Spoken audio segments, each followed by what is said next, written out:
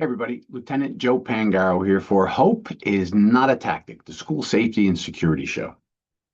So our program today is going to be some information that I'm going to be presenting at a school safety conference coming up in the next couple of weeks. Now, not everyone's going to get to be there, so I figured I would make an episode out of this information and pass it on to you as we all move forward. So first, I want to thank our sponsors, RiotTint.com. They make safety security film for the glass in your buildings, can save your lives. Take a look at it. I trust that company. Good stuff. Blue 360 Media, my publisher. Awesome people. For our friends in New Jersey, medicalessentialdiagnostics.com. Medicalessentialdiagnostics.com.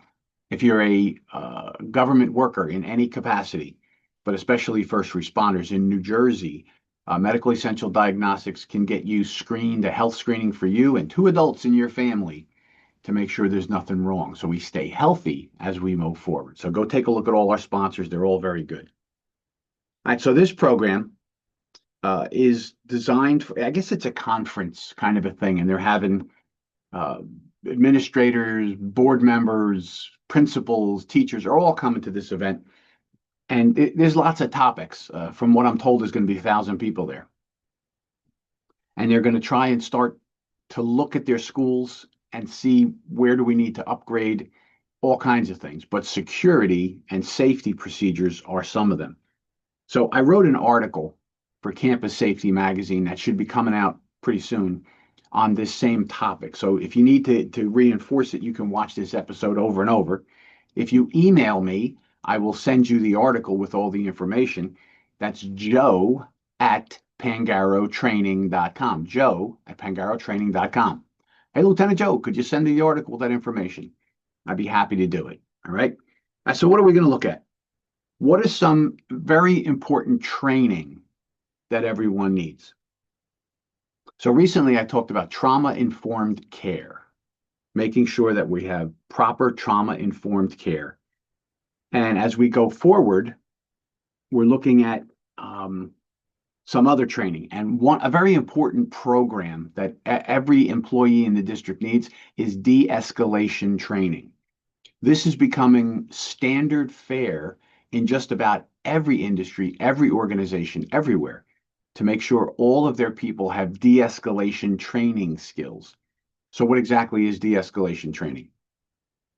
Now, you're not going to de-escalate an active shooter. That's not what it's for. It's used when someone is having a crisis at home, crisis in their life, something that upsets them so much to the point that they come to school and then they can act out. They can get potentially violent. They can start yelling and screaming. They can turn over desks. We've all seen this kind of thing happen. Parents that show up at school and they're very upset or agitated about something about their kids' education and they get themselves out of control. It's being able to stop that progress of danger and then turn it around so you can calm the situation down for your safety and everybody else's safety around you. So de-escalation training is something that we do at Pangaro Training. We do it remotely. We also do it in person, right? So if you need that kind of training, you reach out to us and let us know. So that's an important key thing you want to look at. Maintenance and security logs. Now, again, these are 5 quick tips for you to think about things in your schools. We know that at the Robb Elementary School, during the Uvalde school shooting, where many students lost their lives, absolute tragedy. Couple of things happened. First of all, we know the killer walked in an unlocked back door. So make sure your doors are locked. I think most of us know that at this point. But hey, who knew that there are still schools out there without their doors locked? So make sure yours are locked. What we want to understand is that when the police first got to the classroom where the killing was taking place, they didn't go in because they thought they needed breaching tools to open the door. And the shooter was inside and fired some rounds out, and the police retreated. Well, 76 minutes later, when officers went back and they went in the room and they eliminated the danger, what they found out was that the door wasn't locked at all. Matter of fact, the door lock had been broken for a while and had been reported many times, but it wasn't repaired. So creating a maintenance and log and a security reporting log is very important. How does a teacher say, hey, classroom 97, my door is not locking? How fast do we get to that? That's something we should get to very quickly, a door that doesn't lock, right? That's something that has to be handled. So you make a log and a reporting system. And as administrators, you make sure you go over that constantly so that you don't have doors that are left that don't work, right? Because that's a terrible tragedy and might be nothing, but it could also mean everything in your district, all right? Warning signs of violence, recognizing them. So recently I did a program on leakage, right? And I have to check and see if I did it for us here at Hope is Not a Tactic. If I didn't, I'm going to do a program, but I'll give you a basic understanding of what leakage is. Leakage refers to when someone is planning violence and they're building up to violence. We have to remember, people do not just decide, wake up on a Tuesday morning and decide they're going to come and kill everybody.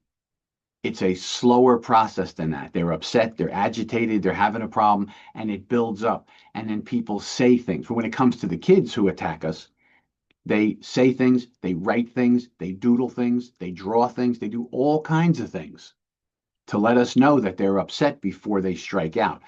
So an article I've written is called Can We Spot Violence Before It Erupts? And the answer is, in many cases, yes, we can, if we know what to look for. So number three here is recognizing warning signs of violence.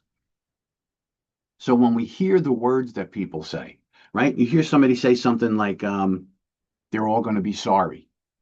Or you see a post on social media, or the kids doodling something, or other kids come and tell you, hey, Frankie's got a kill list. Okay, those are warning signs. But when we hear people say, this school's not safe, or do that again, if they do that to me again, everybody here will be sorry. These are veiled threats that people make, but they are powerful information pieces for us to understand. If somebody's saying that, we have to investigate. So understand leakage. So some of the things of leakage are these social media posts, the things that people say, the things that they draw, the clothes that they wear.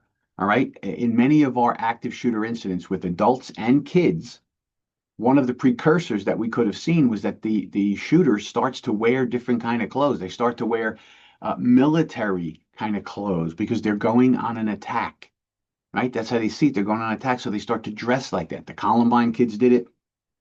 The guy in Dallas did it when he shot the place up. The guy that shot up the University of Virginia, he did the same thing. Many, many, many of them all do the same thing. So looking for signs of leakage, what people say, what they write, what they do, take it to heart. So I did a whole program, I think it was for Campus Safety Magazine, on how to identify these signs. So you can look it up, Lieutenant Joe Pangaro, Campus Safety Magazine. If it's not there, I'm going to research it myself. It might have been a program I did for a school myself as a webinar or whatever. I will either get it and put it up, or I will do a whole program on understanding leakage and drawing and all that kind of stuff. But that's important. Email me, joe@pangarotraining.com. Hey, Lieutenant, we'd like that information. I'll send it to you. All right. The basics of a threat assessment. One of the things that I do professionally is I do threat assessments for schools, businesses, religious facilities, summer camps, wherever, any place people gather. You can do a physical threat assessment. I come out and I look at your doors, windows, your policies, your procedures, your cameras, your notification systems, all that kind of stuff. I take a look at all those things. Any security personnel you have. I look at the policies and procedures, how they function. It's an overall look at everything from the point of view that I take is that if somebody wanted to come and hurt you or the people in your buildings, how would they do it? And then I look to see if you have ways to slow them down or stop them from being able to achieve those goals. Right? So a threat assessment looks at that.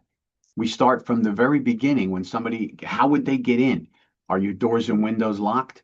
Do you have safety glazing like from Riot Tint? Do you have that up on your glass to prevent people from getting in immediately? We look at certain things. The Covenant school shooting, they had lockdown procedures. They had good equipment in the building. None of their glass was covered in security glazing. And all the shooter did was throw a couple of rounds through the glass. It dropped and in came the shooter. And we know what happened once they got in. Same thing at Sandy Hook. They practiced lockdowns. They did things. Shooter walked up, the glass was unprotected. They threw a couple rounds through it and the glass dropped, right? So getting the glass covered is one of the most important things you can do. And it's relatively inexpensive compared to what you can spend on other things like cameras or whatever. All right. So take a look at Riot Tint. That's why I have them as a sponsor, right? Because they're basic elements of a threat assessment is to lock your doors, secure your glass, train everybody what to do, and then understand, do you have the right equipment in the right place? Are you spending money in the right place, or are you just spending money? Because one thing we know, I was a director of school safety and security. Salespeople might be good men and women, but their goal is to sell you things. And if they have a product, they're going to try and sell it to you, make you sound great. The district I went to, they were good, decent people there, and they bought equipment that they didn't need because the salesman made it sound good, right? So understand what it is you need. A threat assessment will do that for you. So that's a basic thing to get a threat assessment. And another area that people ask me about all the time, and it's usually left unanswered, and that is, what do we do for outdoor nights and weekend activities at our schools? So the first question is, are you responsible for that safety and security? Well, the district is. If you're going to let people rent out your building for a basketball or volleyball club that comes and uses it, if you have people there at football games or outdoor sporting events, security is just as important then, because we do see, that there has been targeted violence at those times. So when we look at this, you want to make sure you have pre-event planning, right? Get together with your security people. If you're going to have an outside group, the Boy Scouts, the Girl Scouts, whatever, they're going to use your facility for a sports event. Get with them and ask them, what's your security plan? As part of what you do to rent out your facilities or loan out your facilities, whatever you do, is one of the requirements should be they should file with you a written plan on what they think they should do for security. Are they going to hire off-duty police officers? Are they going to post people at the doors to be watching for things? How are they communicate if they needed help? Do you going to use your radios, or are they going to call the police on a cell phone? Mark this stuff all down. Have a pre-event plan and a meeting with everyone to understand what's going to go on nights and weekends. All right. Access control. Do you do bag checks, right? During the regular school day, most of us don't. We don't check backpacks. Kids just walk in the door. But a lot of districts use metal detectors. They use officer security guards looking through bags. You might want to consider that if you have incidents where you've had violence. Doesn't have to be an active shooter, but you've had violence. Kids brought weapons to school. Maybe that's something to consider. Radio communication. Now, a lot of places, a lot of districts tell me that they use cell phones. We have great cell service and we use cell phones. That's our basic mode of communication. Well, if your cell service really is good and all your staff has cell phones and they have emergency numbers and stuff, and that's what you have, that's good. That's better than nothing. The fastest and best way to communicate is with dedicated radios. Now, they're expensive, but they're the fastest way to communicate danger. So in a previous episode, we talked about seeing approaching danger in the morning. All your buses are lined up and your teachers are outside waiting for the kids.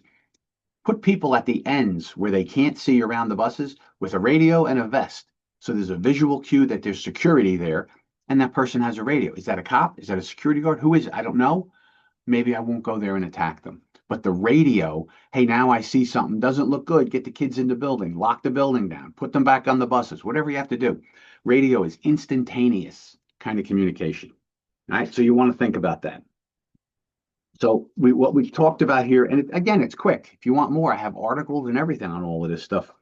We want to make sure that we know what we're doing and we do the right thing. So de-escalation training, something to look into. It's a 2.5 hour program. Like I said, I can do it remote and I also do it in person with a lot of schools. Maintenance and reporting logs. How does somebody tell you a door or a window or some other security piece of equipment is not functioning, and how do you fix it? Recognizing the early warning signs of violence. We can very often spot potential violence before it erupts. The key is to know what to look for. All right. And the basics of a threat assessment.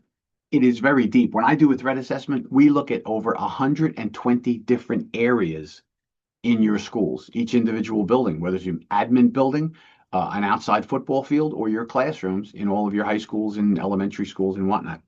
So understand the basics of that. And then for outdoor and weekend activities, have a plan, have an understanding, decide where your safety and security is going to come from. Is it going to be, are you providing it? Is there none? Are the people running the event doing it? What do we have to do? I have lots and lots of this written information that you can get. Just joe@pangarotraining.com and tell me what you want to know about. Recently, I had an administrator from Virginia um, see one of our programs here, and she emailed me and said, "Hey, listen, can you give me your opinion on this topic of school safety and security?" And I thought about it. I said, "Yes." And we had a conversation back and forth. I passed on what I thought was helpful information, and then I sent her a whole bunch of articles of things I've covered. Right, so all that stuff's important. So taking security seriously, this is a good time to do it. Um, every day is a good day to think about security. It's a part of what we do. I had an administrator say to me one time, and I think this is great. Kids can't learn if they don't feel safe. And it doesn't matter where you are, right? Oh, we're in a beautiful, bucolic little town. It'll never happen. Sandy Hook, Parkland, the Amish mines, you name it. Things happen everywhere. We all have to be aware and prepare. And that's how we do it. So this is Lieutenant Joe for Hope is not a tactic. Remember our sponsors, do the right thing. Reach out to me. I don't mind answering questions. I like to help and keep everybody safe. We'll see you the next time.